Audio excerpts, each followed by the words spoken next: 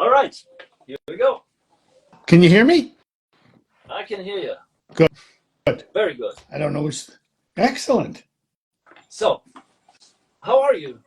I am fine this morning and it's evening for you. Perfect. That's perfect.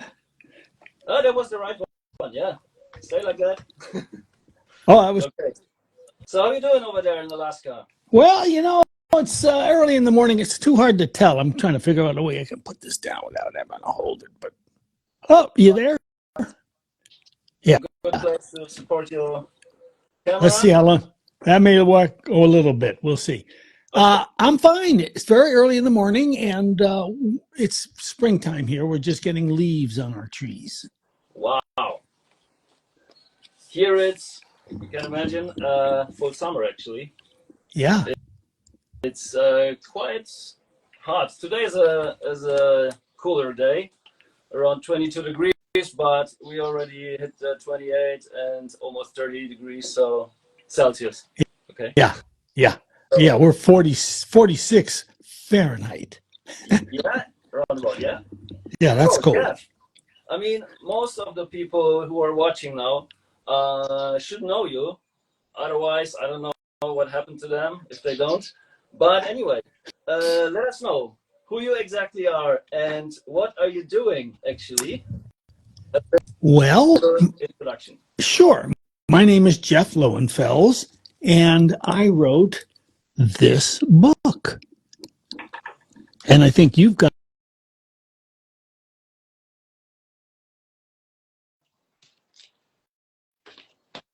and I am I like to call myself Lord of the Roots because I am all things living soil. All right. And I saw you have you got the German version of the book. That's right. And I understand it's also on a CD, so you can even, or whatever they call those things, you can even listen to it. Oh, like an audiobook. Yeah, kind of. I think so, yeah, for sure. Yeah. And I think the third, I have four of them, and I think the third one is being translated right now. So, all right. Yeah. This is very cool. But I think it's in English. I don't know if it's already in German, the audiobook. The books? No, not yet. But the first two definitely are in German. The second one is Teeming with Fungi. I got that one right here. And it's it's a great book. But the first one should be Teeming with Microbes. People need to know about living soil. Correct. And that is what that book is, the science behind living soil. Exactly. So this is those are books that are really, for me that was how to say it. It was even more fascinating to dive deeper into this topic because you really explain the details, the very, very details of the life in a living soil actually. And I actually don't know if anybody talked about it before. I didn't hear it like in this version like you do it. So yeah, I think yes. I think there was a woman named, and still is, a wonderful woman named Dr. Elaine Ingham, and yeah, she's a wonderful professor, and she was the one that really popularized the idea of the soil food web. Okay. What I had to do, because when I went to listen to her lectures, you had to be a little smarter than the normal average person in order to really follow them. Okay. I'm an attorney, a lawyer, and so I'm not that smart. And so I had to dumb it down so that I could understand it. And I figure if I can understand it as an attorney, then anybody could understand it because it's just such a beautiful system that when it's laid out, it's irrefutable and mind-changing in terms of how you might grow plants. It's an own cosmos in the end down there.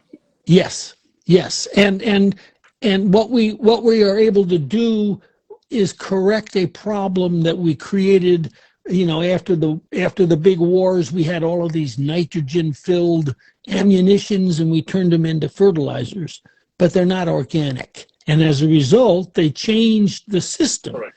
We are just now in the 21st century getting back to the old way of doing things, but with an understanding. Bit by bit, we do, yeah. Well, I hope it's not bit by bit. I hope it's one large leap. And I think when I look at your website, for example, you can put the pieces together to do this instantly. Now, when organic gardening first came on the scene 50 years ago, people would complain, oh, it takes so long to make the conversion. And, no, it doesn't. You can make the conversion instantly. You stop using, you stop using chemicals, and you start using inputs that either put life in the soil, that are actually microbes, or that feed the life in the soil, and then you step back and you allow the plant to do its thing. Because the way the system operates is the plant takes the photosynthetic energy and makes things, which is explained in my third book, Teeming with Nutrients, I might add, but it takes things and makes these little wonderful exudates, things that drip out of the roots, that attract the bacteria and fungi that the plant needs in order to get its nutrients. So if you apply chemicals, then you are disrupting that system, maybe even destroying the system. Once, This is a question from a follower of us. Sure. He was asking if one-time application or just few times application of some salt nutrients on a living soil would damage the whole soil food web. You can damage. Yeah, it only takes one. Once you put stuff down that's not part of the natural system, you get a reaction. And in the case of putting down these chemical salts, you either increase a population that shouldn't be as big as you're making it, or you destroy that population because it can't live with what you've put on it. So, it doesn't take very much. Yeah, and this is the like the argument around nitrogen is nitrogen. It doesn't matter from what source it comes, if it's organic or if it's synthetic. What is your opinion on that? Because this is the same, actually.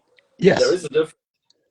Yeah, I mean, that was my thought. It didn't matter whether the plant got the nitrogen from a green powder or whether it got its nitrogen from the natural system. And it turns out there is a difference, because in the process of getting the nitrogen to the plant, you can create soil structure, for example, and create a system that can take in water and air and push out the bad air, etc.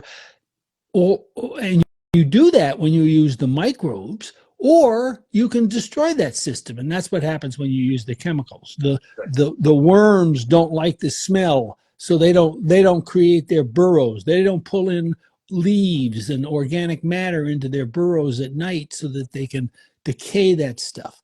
And ultimately, this is the thing that people do not understand. Ultimately, the nutrients that a plant needs have to have an electrical charge on them in order to get into the plant. Yes. And it's the microbes that put the appropriate charge on those nutrients so that they can get into the plant. So if you let the plant be in control, it'll produce the right kind of exudates to attract the right kinds of bacteria and fungi, which are the two things that you must have. And they, in turn, will attract protozoa, the amoebas and things you studied in high school, but nobody ever saw, or the nematodes, which are these little hair-like worms, and that's how the system runs. You come in with a chemical, you destroy some of that. Absolutely. And this is there is people have online in some forums, some discussion about exactly this topic, and there are really two fronts. One that says there is no difference in the end, okay, where it comes from, and they know it better. And those who maybe feel it a little bit more and know a little bit more. It's about knowledge also, know it in details, and they see it in a different way. So, well, wait. Here's the situation. There's only one science. Yes. And the science is the soil food web produces the system that the plant uses and has used for eons, whereas this chemical system that man and women have invented has been around for maybe 50 years, and we know that it destroys soil structure. We know that it causes lost inches of soil every year. Yeah. There are predictions that on a farm level, we only have 60 seasons left because it was 50 years already. They counted it already down. Yeah. So now it's incredible. So, but if you use organics, the natural system, if you use, for example, if you take a handful of straw and put it into a bucket, you can produce all the parameciums your soil could ever need. You can put that in your compost pile to help decase things and cycle things, or you can put it right on your plants. All of these things work. They've worked. It is the natural system. Absolutely. And what people also don't understand is the plant has evolved to have this symbiotic relationship with the microbiome. It feeds the microbiome, and the microbiome helps feed the plant. And symbiosis. It works, and it works better than the other system. So, for example, if you grow cannabis and you try cannabis hydroponically with chemicals versus the same plant in living soil, my prediction is you will prefer and charge more for the one grown in living soil. Because it's a different plant in the end, in my opinion. And it's not just that is different. It's not just the quality, whatever. It's a different plant because it grew not natural. It's a natural plant. Exactly. It's the way the plant is supposed to grow. Now, if we want to genetically modify plants, that's a different story, but that's not what we're trying to do. We want to use the system. And the other thing is, we don't want to work that hard. Let's face it. We'd much rather sit around and write books and read books. If you let the soil food web develop properly, it does the work for you. Yeah. When you come in with a chemical that, for example, scares away the worms, then someone has to take the place, or something has to take the place of those worms. Correct. Guess what? That's you. Yeah. And that means you've got to do some work. Exactly. No, the system is already perfect. Why not support it and use it in the end? Exactly. Well, over millions of years. Exactly.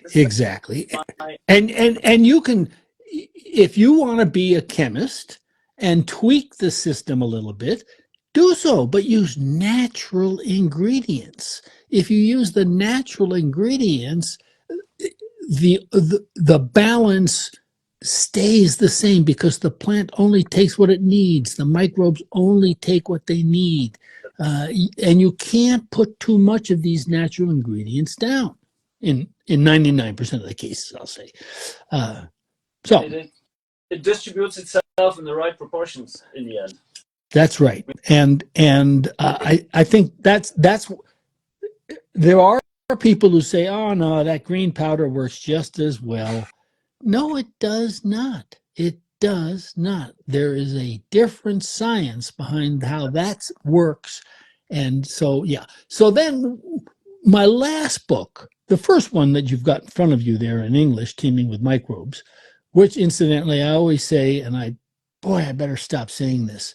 If you get this book and you don't like it, I'll buy it back at 3 times the price. It's been out since 2006. No one has ever taken me up on the offer, and I hope they don't. But here's the bottom line is, when you read the book, you understand the system, but the system, we've discovered more about the system since that book was written. So, for example, it had to be revised, and then I had to do a brand new book on mycorrhizal fungi, which form a symbiotic relationship, and in return for these exudates the plant gives them, then they go and get food, nitrogen, phosphorus in particular, water, and they bring them back to the plant. You've all heard about the World Wide Web. It's all explained in Teaming with Fungi. It doesn't have a sexy name, but it's the science behind these mycorrhizal fungi and what fungi in general will do for your soil. But even then, things change. So what we started out with in the first book is known as the poop loop. The nematodes and protozoa eat the bacteria and the fungi. They poop out the excess and its nutrients in plant usable form. The poop loop. The second is the fungal loop, this mycorrhizal situation, the symbiotic relationship. And now we have a new one called the bacterial loop. This is known, and it's a new word, rhizophagy, rhizophagy, R-H-I-Z-O-P-H-A-G-Y, rhizophagy. And it's really a report on the work first in Australia and then from a wonderful professor and scientist named Dr. James White in New Jersey, Rutgers, New Jersey. Okay. And they describe a situation whereby, and this is really mind-boggling, so I'm going to slow down, bacteria from the soil move into the root cells, not all the way in, but just the outside area. Okay. where they multiply and they produce ethylene. And as a result of multiplying and producing ethylene, they multiply every 20 minutes, they create such a population that they are exploded out of the root cell and form root hairs. So root hairs are not formed to pick up nutrients. They happen to do so because they're very thin-walled, but they are designed to shoot these bacteria, these rhizophagy bacteria, into the soil, and then they multiply there and they go back in again. Now, once they're in the plant, they're stripped of their cell walls, which are absorbed by the plant as nutrients. And in order to protect themselves, they fight back against the plant. Okay. And in doing so, they fix nitrogen inside the plant roots and feed that nitrogen to the plant. Up to 40% of a plant's nitrogen can come from these rhizophagy bacteria. They have no cell wall. They continue to multiply. They push through and make these root hairs. They grow back their cell wall, and 2 or 3 days later, they go back into the plant and do the same thing again. It's amazing. It's simply stunning. Yeah. Yeah. The evolution really did something special, no? Regarding plants. But that's why this book came out. Is it right? Yeah. That's right. Yeah, Yeah, and it's brand new, and it's just such a new system that really the people that are listening to this right now are probably among 100,000 people on the earth who know No, about rhizophagy. yes, So spread the word, tell them to buy the book. But Dr. James White, you want to take a look at his YouTubes, Dr. James White, Rutgers University. He's really quite something. And if you haven't heard Dr. Elaine Ingham, of course, she's the best. She's the guru of the gurus, and she's really where the poop loop came from, and lots of research is being done every day, and we're learning new stuff all the time. sure. And you can take advantage of this by just simply using organics instead of chemicals. The science continues, so we know more Yes, every day, actually. that's right. And I think there will be even more that will come up in the next years. We are kind of at the beginning. Let's say it's really like it is. We don't really know that much about the soil. We know more about space, but that used to be true. I think we know a lot more about the soil now. When you take a look at some of these pictures that they've been able to take of cellular activity below soil level, it's simply amazing. I mean, the photographs in the last book that show these bacteria being blown out of these forming root hairs.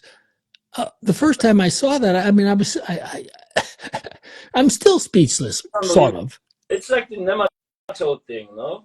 Yeah, exactly. Yeah, I mean, it's just crazy stuff. Yeah. Well, there's other ones too. There's some with the big blue popping out, and they're really something. I mean, it's. I did almost the whole book. Yeah, well, you're getting to them. I had a good laugh since you signed it. That can read it right now. Pablo, there is no 5-second rule. That's right. There is no 5-second. Bacteria are everywhere, people, and they are to be appreciated, not feared. I always tell my readers and listeners when I give lectures, we make a mistake in teaching kids about dinosaurs. I don't care where you are, whether you're in Spain or Germany or France or the United States, kids learn about dinosaurs. There are dinosaur books, there are dinosaur plush toys, dinosaur movies, everything is cartoons, everything is dinosaur. They're dead. They provide us oil, which we and yet bacteria, microbes, bacteria, fungi, those things which are alive and so important, and we should learn that stuff teach our kids so that they understand this stuff from the very beginning. No, in the end, because of microbes, fungi, and stuff like that, we covered in fungi and microbes in the end. Without them, we wouldn't be able to function. That's right. We'd be dead. Yeah. Absolutely. Yeah. They protect us. It's an amazing system. Good point. Nobody talks about it in biology at school. We had that was ridiculous. Yes. Well, I don't think people knew about it. Rhizophagy has only been around since 2017. Okay.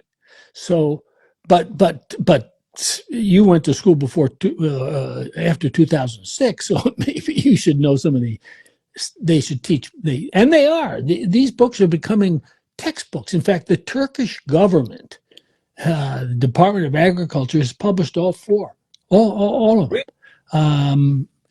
I got a wonderful letter from a farmer. He translated in the middle of Turkey.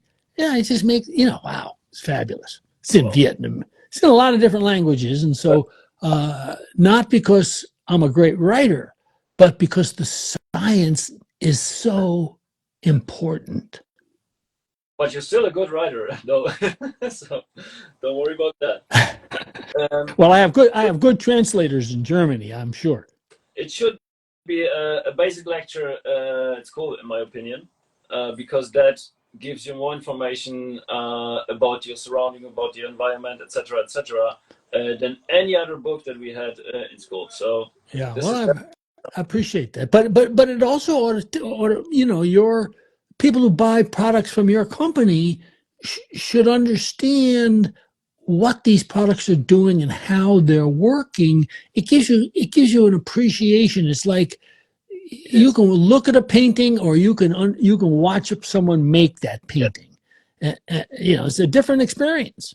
I'm working on that, and people are absolutely understanding more and more and more. It's life changing for many of my clients, and it's really something that opens your mind somehow, because you see the world different in a different manner. So it is something very important on one side, and it's informative for your own life in the end. Mm-hmm. What you do, how you behave. Then you know that you don't have to disinfect your whole body because you're paranoid because of some fungi, microbe, or whatever. I mean, sure, you have to be healthy, yeah, and then everything. Yeah. It's like sure. That's the next thing about the hot blood and viral. It's a big topic now, even in Europe and the United States. Anyway, what's your opinion on that? Because this also, in my opinion, at least. It also depends on the health of the plant. If the plant is really healthy and not supported by our moves, what we put in the soil or not, yeah, then it's a strong plant, and it has an immune system that is quite should be quite good to be protected against such a virus in most cases. Right, and there's science. The science behind that's very clear. Let's use rhizophagy as an example again. So you know, what I like to do is I like to compare the root cell situation to a tofu package. Do you know what I'm speaking of? Tofu. I think everywhere in the world, tofu comes in a plastic package. Yes. And there's plastic, and then there's this liquid, and then there's this chunk of tofu that's floating in the liquid. Is that the same thing where you live? Yeah. Okay, so if you pretend that that's a cell, here's what's going on, and then I'll tell you why I'm using this example. So the outside plastic, which is usually white in the United States, that's the outside of the root cell. And the bacteria move through that. It's fascinating how they do it. They smell a popcorny smell, and they move through that. And they find themselves inside the cell, probably pretty surprised, and they're in that liquid, okay? And it's being circulated around the chunk of tofu, which is really cytoplasm. It's got all the organelles, all the googly bodies and mitochondria and all the things that you'd learned about and forgot about. But in any way, so the bacteria move through that white, and then they're in that liquid. But when they go through that white, the plant goes, hey, I'm being invaded by bacteria. And so it uses a system it has in the tofu, on the surface of the tofu, and sprays into the water onto the bacteria something called ROS. It's the same. It's what causes a sunburn. You get a sunburn, it goes through the skin, and it creates this situation with this ROS. When that happens, it uses that ROS to strip the cell wall off the bacteria, as I mentioned before. And so you have a cell wall-less bacteria. But the plant has to really be careful because it's got to protect itself from that ROS. And so it does so by increasing its resistance. It literally creates what it needs to be more resistant to that ROS. And this resistance helps it deal with not only biotic stresses like attacks from virus and insects, but abiotic stresses like heat or cold. It causes the plant to strengthen itself. And it happens because the plant is dealing with these rhizophagy bacteria. Now, they continue to circulate in there and completely, and the plant's always keeping it in check, and then it's spraying back so that it neutralizes the ROS, and then boom, all of a sudden you get so many. It's just a beautiful, beautiful system, but it's because the plant is healthy and operating in a normal way that it's able to create this threshold of increased stress ability, and that's what makes your plant able to fend off the virus, whereas the one that hasn't relied on the rhizophagy because it's got chemicals that have interrupted the system, that's not going to be as strong by any means. Absolutely.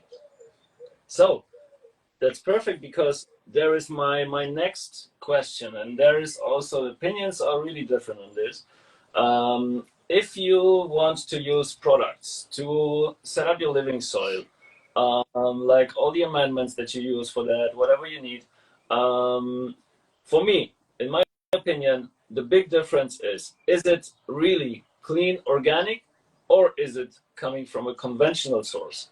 That means that they maybe, if you take some alfalfa, for example, as an amendment that you mix into your soil, and it was from conventional farming, it may contain some glyphosate or whatever. Glyphosate is an antibiotic, or it has an antibiotic function, yeah?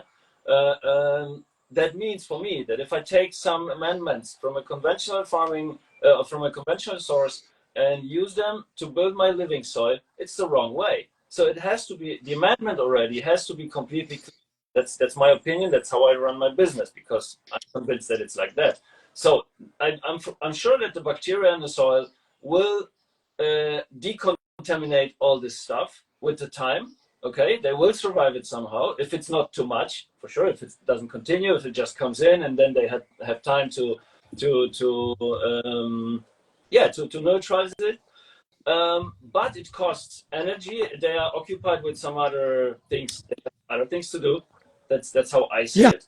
Okay, and it's not plant. It's not getting 100% attention from the bacteria and from the rest of the soil food web. So why use conventional ingredients when it doesn't make sense for me? Yeah, this is not living soil then. Right. Yeah, there are a couple of ways to look at that. I mean, one is, would you take a spoonful of arsenic and just say, well, I'm only going to do it once? No, I don't think you would. But really a better way to look at it is to consider how long it takes in places that have organic certification. Yeah. And I'm not sure that I don't know whether the EU has organic certification. It should. Than the US. So we. Oh, very good. Yeah. Well, in the United States, I think, it can take 5 or 6 years to get your certification if you are converting from a chemical situation to a non-chemical situation. Yes, you're also. Who's got that kind of time to wait, for one thing? And if you're starting, you might as well start right. Don't mess it up. And the way to start right is to not use stuff that comes from conventional sources, period. And that goes right on down. You got to think about everything. So, for example, if you've got a compost pile you're making, yes, and you put horse manure in that compost pile, let's think about, what was that horse getting? Was it getting tetracycline? Is it, I better darn well make sure I'm making some good compost to get that tetracycline work. So you got to really think about this stuff, and it's getting easier to do so because you have certifications, I guess. And because you can. It's just, if you're growing medical cannabis, for example, why would you put a poison in it? If you're growing vegetables to eat yourself because you want a healthier lifestyle, why would you cut corners and use glyphosate to get the weeds out of the area? It's just, it doesn't make any sense. It's counterproductive, and what we're fighting is big ag, big chem, the bad guys. Now, having said that, abundantly clear to people like myself, you, Dr. James White at Rutgers University. I'm giving him another plug. Please go look at his stuff. That the biological method works so well that the chemical guys, the Bayers, am I pronouncing that right, Bayer? Or is it Bayer? Bayer. Yeah, Bayer. We say Bayer in the United States, but Bayer, Bayer Aspen. We say Bayer Aspen. You say Bayer Aspen, huh? Bayer, yeah. Okay, they are, believe me, as we speak, even though it might be a weekend, they're working away at the biological system so that they can use it instead of the chemicals. They know what's going on with glyphosate and everything else. They don't want to. I bet you they go home and think about eating organic instead of that. 100%. I know it. Yeah. I had an example of this. I was at a conference of this big pharma guys from Bayer and stuff like that. The whole food was all organic. It was ridiculous. They were talking about spraying plants and they were eating the clean stuff. It's hypocrisy at its best. But anyway, this is no news actually. So, but yeah, that's my opinion too. And I think this is a loop. When you have a clean ingredient and it comes from a clean, let's say from a clean horse, yeah, the manure and everything is clean. So you're in a loop where you're really 100% almost clean, and it stays like that if you don't put anything, if you don't add some contamination.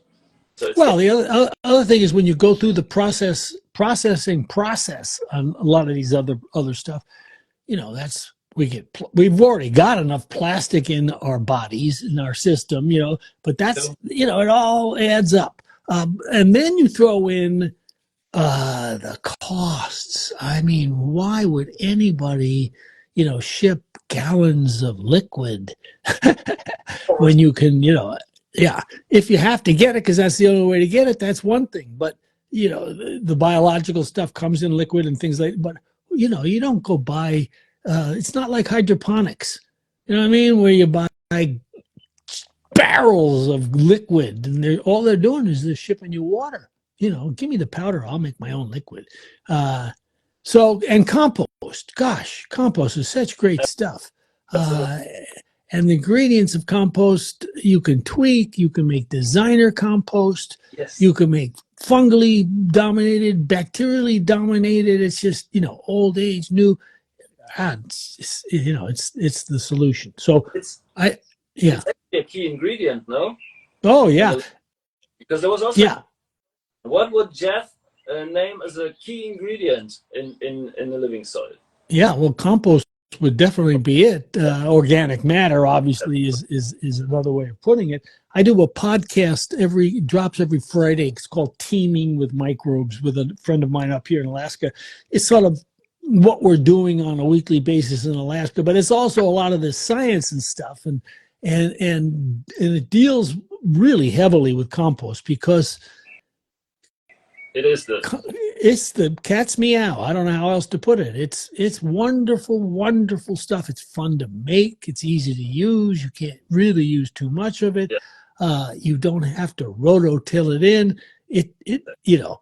And you can tell that it's working right, either by looking at your vegetables and your flowers, or by using something I know you sell, and then I'm on the board of, that microbiometer. This is the other thing about organics.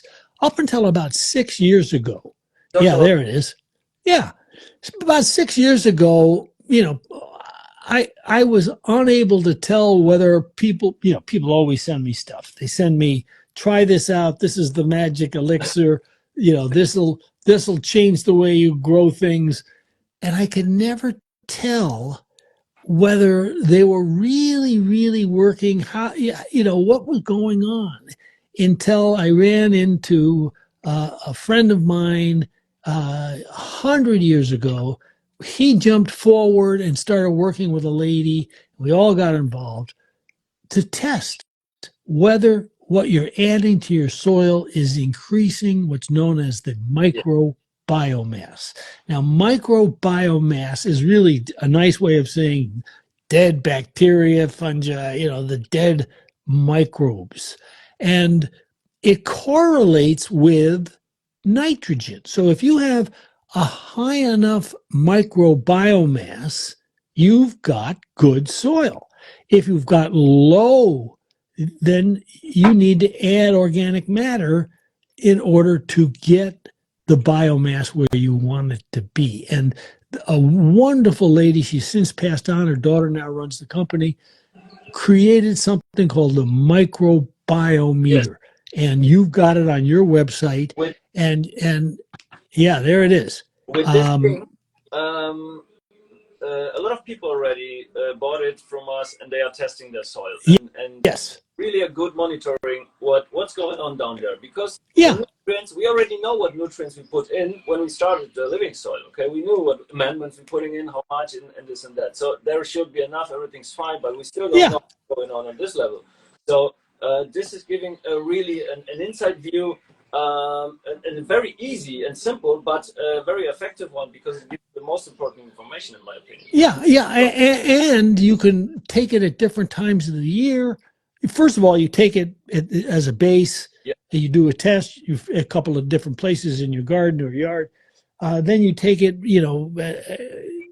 at the end of the season, and you see whether there's a difference. And there is a seasonal difference, incidentally. I mean, these exudates are highly produced in the spring, and you get more bacteria in the spring than you do in the fall. It's amazing. But anyway, that kit is a terrific kit, and you use your cell phone, and it keeps track of stuff, so that you can tell whether you're increasing the microbiomass, i.e., providing nitrogen source to whatever you're growing, or it's decreasing and you need to go to it. You're right. We know that, for example, if you use stuff that comes off of your website, you're increasing the microbiomass. It's nice to know how much. It's, and it's always fun to do compost. Gosh, I love doing compost, so I could tell whether my compost is really good or not. It's very good for compost. Even for compost tea, I tried it, and it makes absolute sense. Yeah. What do you think of the microbial biomass? That after a test, I had some examples here from some clients, also from me. I tested 1,700, I think, something over that. I think this is already a very high. It's a good amount, no? Yes. 1,700 is a good match. Yeah. I mean, you test so that you know, and then you just, okay, I'm good. Because I read something about the standards, okay, about the minimum. Or the very good effective amount and stuff like that. So it says somewhere around 400 should be the minimum that you should have in a soil to call it a good functioning soil. Everything above is good, but the minimum should be 400. Is that right?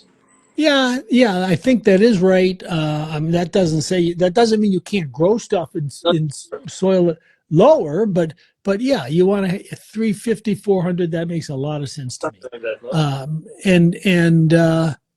no? There's enough people using these now, so that I hope at some point in time, nice maps can be made so people can get a good feel for what's around naturally, et cetera. The microbiometer is so new that, again, limited population knows about it, but it really, I think, is on the way to replacing the pH test as a standard. Incidentally, you take, it gives you the pH. I mean, you don't get just the microbiomass. You get the pH. I think you get the fungal to bacteria ratio. So you get these things. It takes a while for the Department of Agriculture in the United States, the counterpart in Germany, to say, you know what, everybody should do this. This is a good standard, because to test microbiomass normally would cost you about $500, and it would take 2 weeks at least in the lab. Yeah. So this, what is it, $20 you do it right, or $10 you do it right there in the field in 10 minutes. One test, boom, more or less. So yeah, it's very, very yeah, expensive. So this is absolutely okay. And yeah, you have the results. right. You don't have to wait. It's a good factor. Okay, so look, I think that this could be the solution to the problem when people say their living soil is not really running. I'm talking about an indoor operation, okay? In the living soil. Yeah. When they say they have some problems, and it always confirms when they test, because I recommend them to buy it and test it, then they have some control over it. Right, right. The soil food web does work indoors. I mean, people always say, well, that's outdoors. No, the soil food web works indoors. Those microbes are in there doing their thing. Nematodes are doing their thing. You might even have worms and microarthropods doing stuff. So no, with this it's really, it's easy to say if something's wrong or not. So that's how they can help themselves in the end. Yeah, they right. Soil, and they know I have to do this or that. So yeah, very, very helpful tool in my opinion, and it's awesome. And finally, I'm glad that it happens that we have the distributor here in Germany, and because before it was a little bit complicated to import it from the United States and stuff. But now it's perfect because we have a guy here who's ordering from the States, and he's good. got it in Germany, so we can send it to the people. Mm-hmm. And this is very, very cool. But I still have a question here that I want you to ask. What is your opinion on the how to say it? Living soil. What does it mean for you? Is it just a marketing term, or what is living soil? The term itself. Well, yeah, I like to use the word soil that's got a viable soil food web.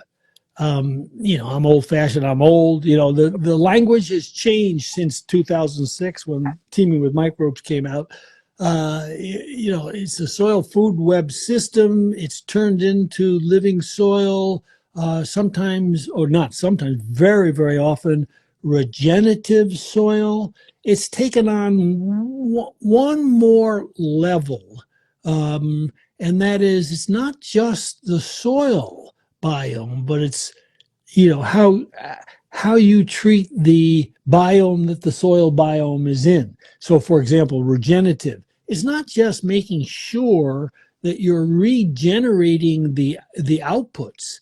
It's that you're taking care of your employees properly, that they're as happy as the microbes, that you're not polluting the environment where you're selling the stuff, et cetera, et cetera. So to me, though, living soil is not a marketing tool other than an identification that this is soil that's got a viable soil food web in it. So, for example, in Oregon, when you go buy cannabis at a dispensary, you look, and on the jars that have the cannabis are the words living soil. You know that is cannabis grown using the soil food web. This is the tastier stuff. Yeah, it is the tastier stuff, because you can taste the stuff that's got chemical in it. I can anyway. A lot of arguments about the ash color and all that kind of stuff. No, it's got nothing to do with that. It's that's nonsense. Yeah. But again, there's science and a rationale behind it without getting too complicated. And I don't know who's listening to this, whether this is, going to Europe or whether this is in the United States. It's those bacteria that get in to the plant. Now, they get in a couple of different ways. The one way we talked about already, rhizophagy. Yeah. The other way they get in is when a root branches. The branching situation causes gaps that allow bacteria to move into the plant. Now, this time, these are not rhizophagy bacteria. These are soil bacteria that get into the plant, and they move through the xylem and the phloem, and they end up in the leaves and throughout the plant.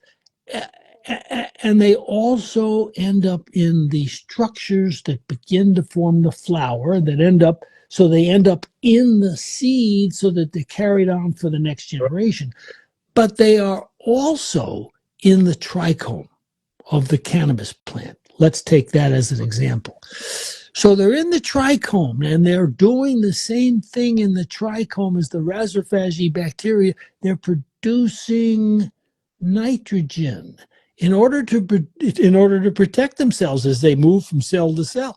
In order to produce nitrogen, they need an oxygen-free environment.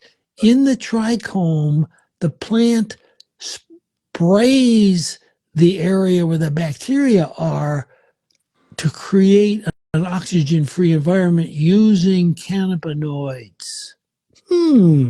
Maybe this is why Durban poison, which has got the Durban bacteria that end up in the seed, that go on to the next generation, that end up in the soil, that end up in the plant, that give the Durban poison its special taste. Correct. Terroir. Wow. It explains itself.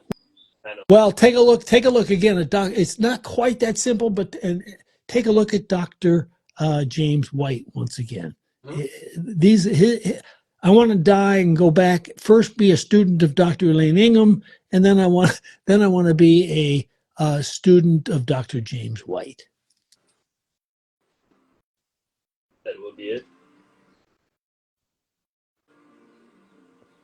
I don't know if people know about him in Germany, at least. I have no idea. I don't think they do. They should. Some know. But terrific YouTube. Very good YouTube. Yeah. There's a lot on YouTube. I saw a lot of it.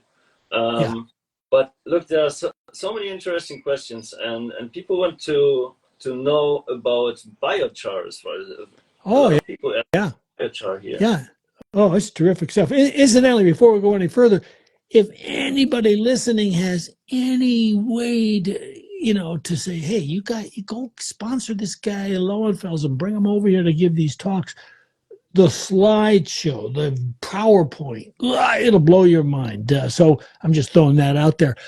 Biochar is terrific stuff if it's charged.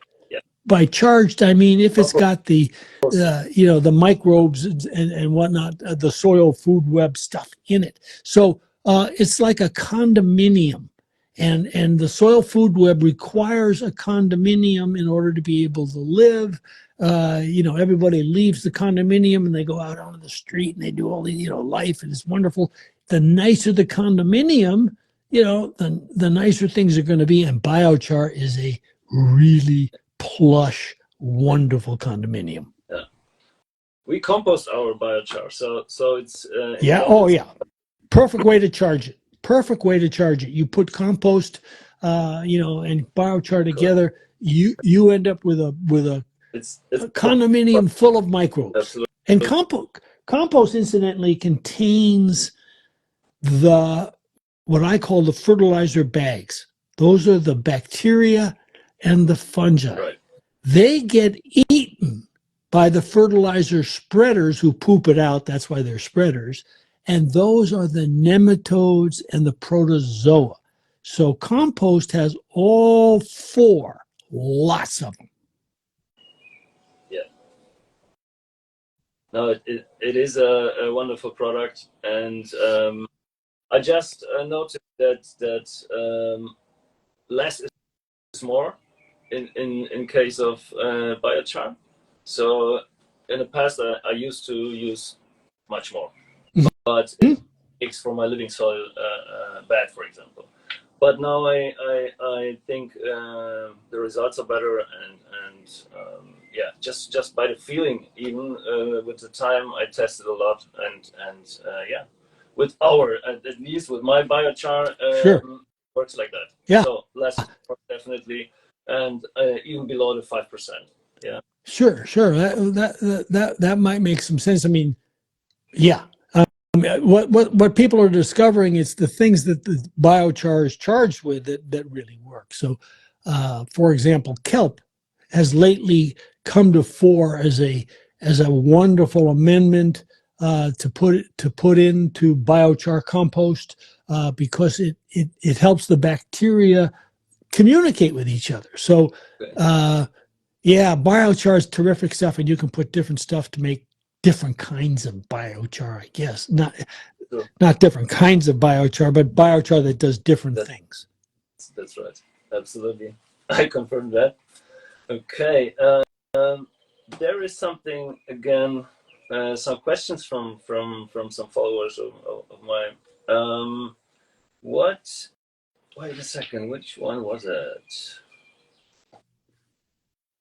Just a second. Was it in the comments? I don't know, but there was a very. How about biochar? How about Korean natural farming?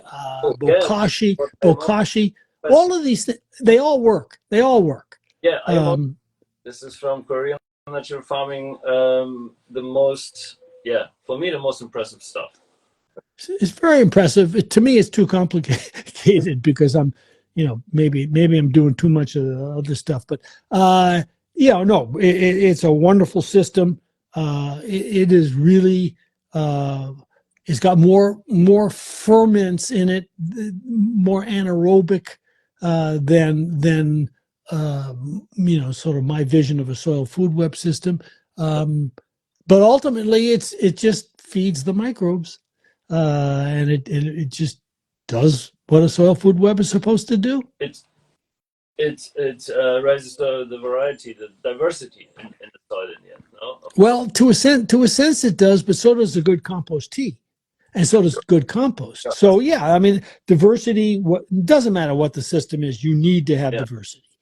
The compost tea is, let's say, the liquid version of an IMO, because it also includes the environmental stuff and it ends up in your soil. It's like collecting IMO from somewhere and bringing it then into your soil. Sure. It's almost the same. Right. Do you want to answer some questions that I still have here? Let me see. Sure. Because I started somewhere. Where is it? Just a second. There it is. Okay. The first one. What do you think about a bonsai in living soil, in an indoor living soil, like we do it for cannabis? Yeah, why not? Why not? My father grew bonsais, never used fertilizer. Don't you think that a bonsai is already a tree? They need a bit different soil than, let's say, cannabis. Yeah, but they don't. I think the question is, can you use a soil food web system for bonsai? And of course you can. You don't need to use chemicals. You can use other additives. You can use compost tea.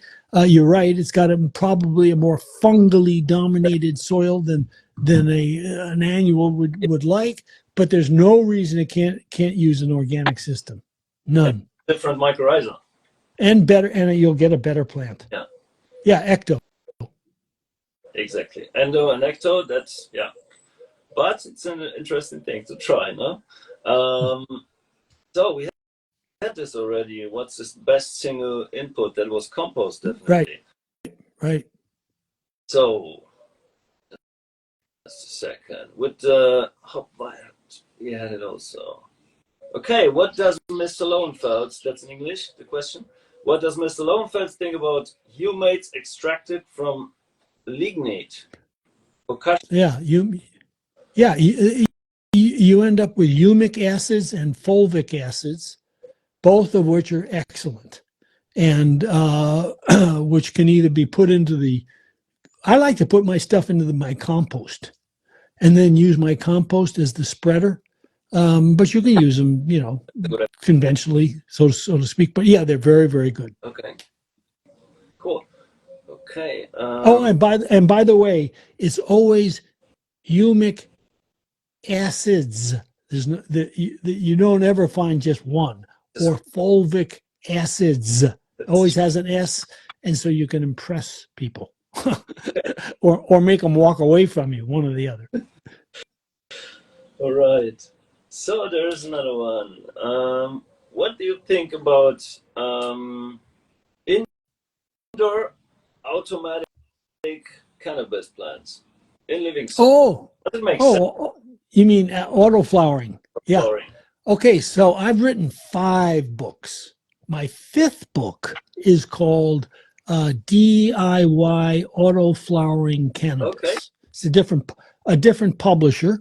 It happens to be a Canadian publisher called New Society, DIY Auto Flowering Cannabis. Cool. And it's a book I wrote, God, about 6 or 7 years ago, because I live in Alaska. So cannabis, people may not know, requires longer nights than days in order to set flowers and to flower. Yeah. In Alaska, we have a 137-day growing season, and we get longer nights and shorter days when it's about 30 degrees. So it's very hard to grow outdoor cannabis. It's very hard to grow cannabis even in an outdoor greenhouse unless it's heated. And so someone said, "Gee, why aren't you trying?" One of my friends, his name is Tom Alexander. He's the same guy that showed me the picture of the fungus or the fungus strangling the nematode that caused that first book to be written. But anyway, Tom said, "Hey, try these auto flower seeds." And so I tried them, and they were wonderful. Now, when regular cannabis requires this photo period change in order to set the flowers. Auto flowering cannabis was discovered sometime in the 1917, somewhere around there. It was some escaped cannabis that required its genetics determined when it flowered, not photo period, so that you could give it 24 hours or you could give it 8 hours. It didn't make any difference. It was the number of days that its genetics determined it would flower. And the early samples of this were stinky little plants that had little teeny flowers. They weren't very good. What? But over the past 20 years, wonderful breeders have bred these flowers so that you can now get a cannabis plant that is 2.5 to 3 feet tall. Yeah. That'll provide many ounces of cannabis that's got just as much THC as sativa or indica, and it can do it in 70 to 90 days. So I love auto flowering cannabis, but I live in Alaska. But gosh, they're now using it in places like Oregon as the main crop for 2 reasons. One, if you plant it on 2-foot centers outdoors, you get about 2 or 3 more tons, than you do if you grow indica or sativa. It's also, as an indoor crop, something you can interspace in between your normal regular stuff. It doesn't matter about the daylight because it's the genetics. So I love auto flowering. Plus, the tastes are big fun. Yeah, I'm a big fan. I'm not a big fan, but I know that many things changed already. The new strains are completely different, and oh my gosh, yeah, really something different. So yeah, right. Yeah, they have something that's now called super auto flowers. Okay, they get to be 3 to 4 feet tall. Okay, and the colas are nothing but flowers. Okay. Oh my God, they're just beautiful. Sorry. All right. Are you talking to your plants? Yes. You do? Yes. I'm blown away by, again, the science that you can go up to a plant, a tree. Let's take a tree. You can go up to a tree and touch that tree, and instantly every cell in that tree knows that you're there. They react. There's no question in my mind they react, and there is now science that shows they react. So it's all fascinating stuff. But yeah, there was a nice book from a German. This guy was I don't even know if he was studied something in whatever in this direction. Nothing. He was just how do you call those guys? They guard the woods. Yeah, they shoot the animals. My gosh. Shepherds, no, woodsmen.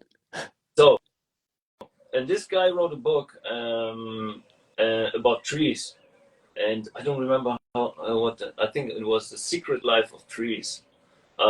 Secret Life of Plants. Yeah, I've seen Secret Life of Plants. But yeah, of trees. Okay, and it was Peter Wohlleben. That's his name. Many people know the book, and it's a fascinating book, and it's really kind of this what you're talking about, yeah. What it's incredible how they function between them, in how they react to, like you said, if you hug a tree, it's not there is something behind it. No, it's not just. They have photographs of infrared of what happens. It's unbelievable. The whole thing lights up when an insect touches a leaf. The plants next door get the message and they light up. I mean, it's just we think they're just these stupid little things that stand in the, they can't run around, and these are sentient. I mean, it's just unbelievable what a plant does. It's just and again, it makes you back up and think we're just one part of this biome. Look how many more trees there are than people. Oh my gosh! Talking to my plants is automatic. Something. Yeah, of course.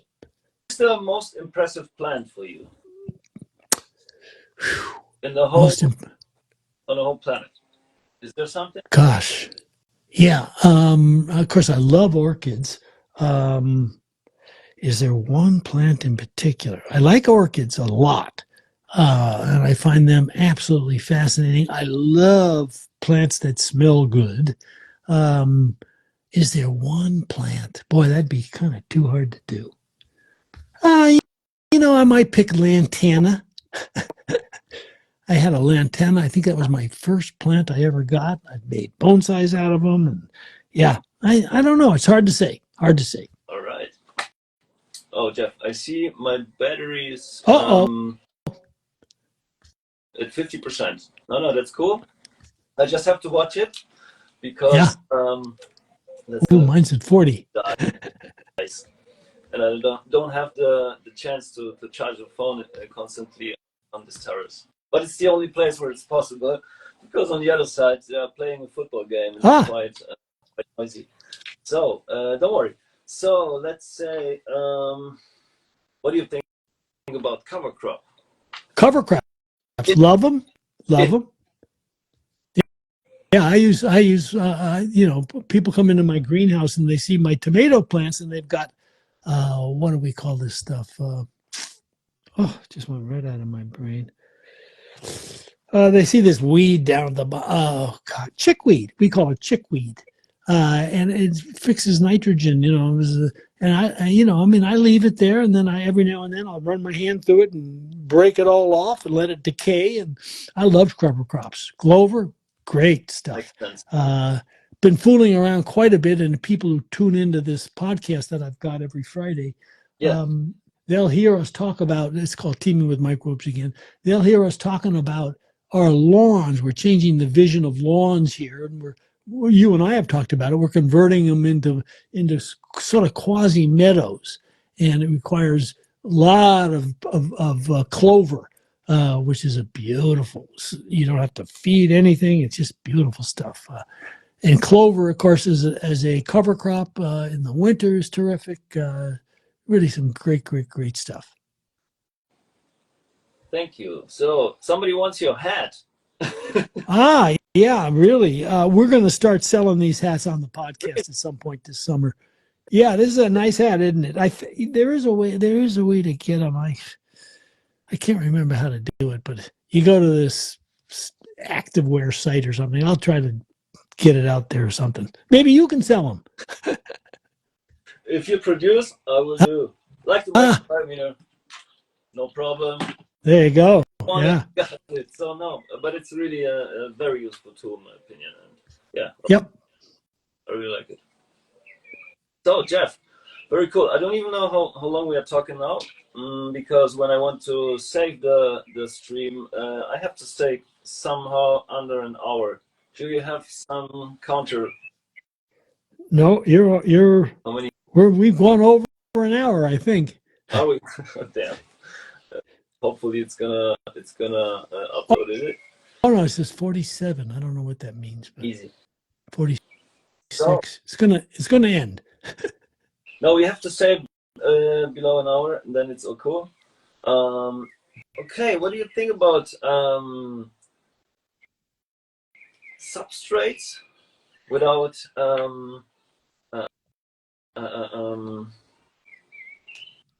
second? No, that's not the question. Ooh, that's yeah. How do you call a living soil substrate indoor? Is it something different for you than outdoor? Not really. Not really, yeah? Nope, it's got microbes in it. The system? You know, it's a little different system, obviously, but so's the soil food web, agriculturally versus silviculturally, there's a difference.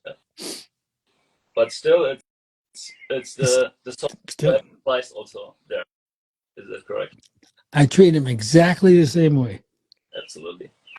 All right, so I got my questions through. So, Jeff, what do you think about repeating something like that in the future? Because sure. People are really. I see the demand on questions here is it's getting more and more. Yeah, we should do it, and let's get everybody together as a sponsor. I'll come on over and give a talk. Let's do that. Yeah. Oh, let's keep it this time a little bit shorter, even if I would like to continue for hours with you. Mm-hmm. But I really would like to save it, so I don't want to lose it, because if it's not gonna upload on Insta, I'm gonna lose the whole video and the whole conversation. I would like to put it on YouTube also. So, sure. People, whoever is watching, follow Almicanna Living Soil. We are from Spain, and for the guys outside of Europe, and yeah, the rest of my followers, they already know me, and yeah, Jeff, it was a pleasure. Really. The pleasure was all mine. You can hardly shut me up. Let's continue that definitely in the future. I would love to. And I have to say, I'm really excited to see you maybe in Alaska. Yeah, we'll do something. We'll do something live. Yeah. Here. We're gonna do it in June, and yeah. Be fun. I'm really excited to see Alaska. To be honest, that's something special for me. So, even if for you it's a standard, but because you live there, but for me it's really something special. Yep. All right. So, Jeff, again, big thank you to the master of the roots, and hopefully very soon we have another nice stream. And guys, take care. Hope to see you guys soon, and greets. Take care. Bye-bye.